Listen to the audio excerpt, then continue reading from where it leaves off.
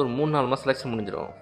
Election முடிஞ்சதுக்கப்புறம் என்ன ஆகும் அப்படின்னா, எட்றா மாப்பிள்ள அது அப்படின்ட்டு அதுக்கப்புறம் போர் அடிக்கும். எலெக்ஷன் முடிஞ்சப்பறம் பரபரப்பே இல்லாமல் போயிடும். அவ்வளோதான், முடிஞ்சு போச்சு எலெக்ஷன். இனிமேல் அடுத்து என்ன, எம்பி எலெக்ஷன் தான். ஸோ அப்போ என்ன பண்ணுவாங்க, பழைய கண்டென்ட்டு தான் தோண்டி எடுத்து இப்போ விஜய் கவுந்ததை வச்சு மேட்ச் பண்ணி ட்ரோலாக பறக்கும். இதான் நடக்க போகுது. ஸோ நீங்களே ட்ரோல் கொடுத்துட்ருக்காதீங்க. வாங்க, ஜெனியூனாக பேசுங்க, மக்கள்கிட்ட அணுகுங்க. என்ன தமிழ்நாட்டில் மாற்றம் வேணும்னு சொல்லுங்கள். கொள்கையில் என்ன மாற்றம் வேணும்னு சொல்லுங்கள். என்ன கொள்கை நீங்கள் வச்சுருக்கீங்கன்னு சொல்லுங்கள். நீ எதை நோக்கி போகிறேன்னு சொல்லுங்கள். உங்கள்கிட்ட திட்டம் என்ன அதை சொல்லுங்கள். இதெல்லாம் சொல்லுங்கய்யா.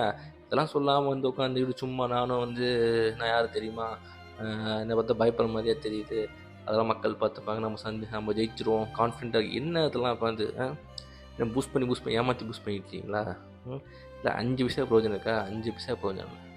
பார்ப்போம். விஜய் இப்போ வரைக்கும் பார்த்தீங்கன்னா கட்சியும் சரி விஜயும் சரி சரியில்லை. கண்டிப்பாக